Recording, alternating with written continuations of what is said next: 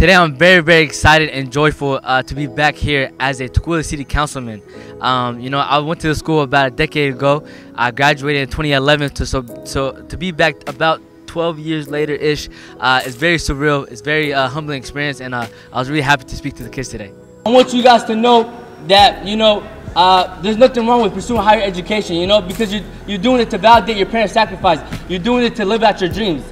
And another thing I want to share with you guys, as you guys kind of heard a little earlier, when I graduated in 2021, and that was a big accomplishment for me to graduate from my family. I wanted to validate my parents' sacrifice. I was 24 years old when I graduated. I decided I wanted to run for office. And when I decided I wanted to run for office, a lot of people always came up to me and said, "Mohamed, are you even old enough to run?" Because when you guys think about people that run for office, what do you guys usually think of? Someone older, right? Someone older, right? So, it was a very trying year. I graduated in June, and I was like, what's the next step? So I wanted to run for office. But with a lot of hard work, perseverance, faith, support, votes, donations, I can honestly say I'm proud to say I'm the youngest council member to ever be elected to Tukwila history.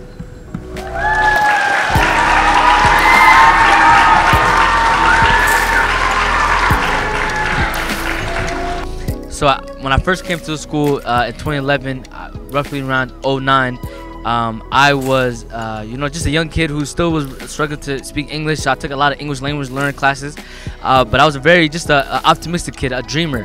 I wanted to be on the basketball team. I got cut my 7th grade year, but I made it my 8th grade year. I got to really stay in touch with great teachers like Miss Herda that we seen earlier today. Miss Tran, my language arts teacher, my math teacher, Mr. Forsyth. I gave them a shout out earlier in my speech. But yeah, these are some of the people that really helped welcomed me to the school, made me feel like I was special, and I just got along with all the people in the school. This is a very diverse, rich school. So me being Somali, I got along with the Asian kids, the black kids, the white kids, the Pacific Islanders, the Bosnians, and so this is a very beautiful melted pot of a school, and it was just great to just come back full circle. It was amazing. Come back over here, I did feel very nostalgic. I remember playing basketball literally right here every recess. I remember all the school lunches that I had right here in this cafeteria. I remember just making friends, going to my first ever middle school dance, having my first ever yearbook, being on the basketball team after being cut, joining the middle school soccer team, where we were undefeated. So it's just it feels very nostalgic, but it's a beautiful feeling to come back somewhere that you call home.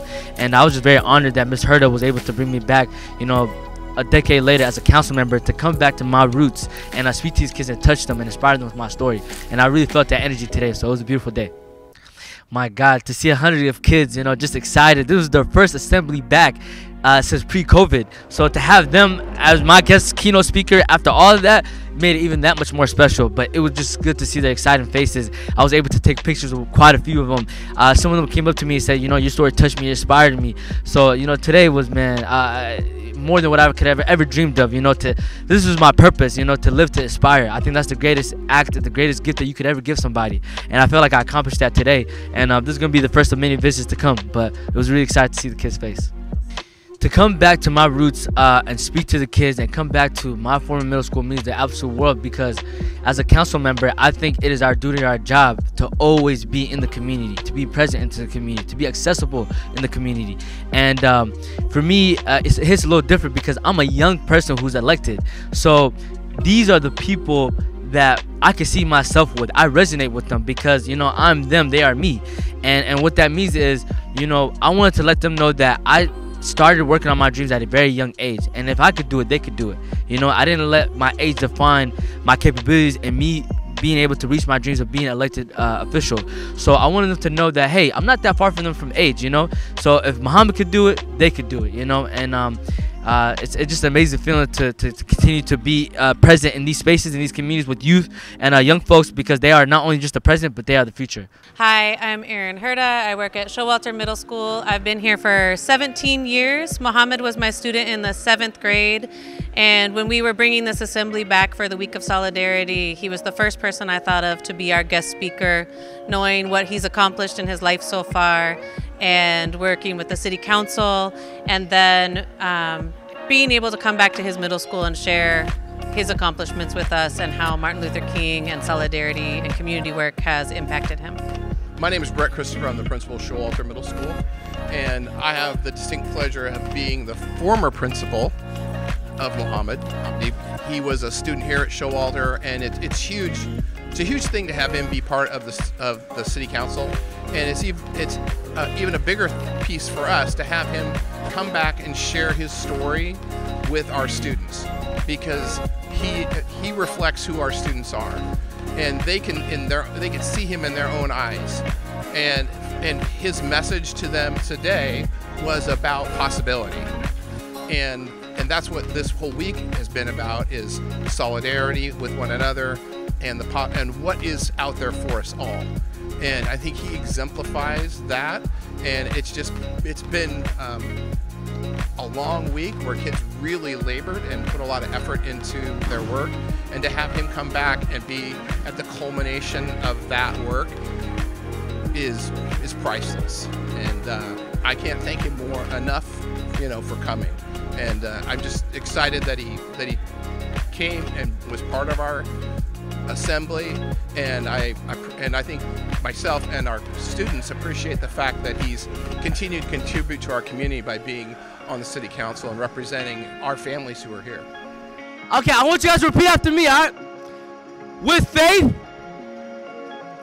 I can't hear you guys. With faith and hard work, I can make my dreams come true. I love y'all so much. Thank y'all for having me. Okay? Appreciate you guys.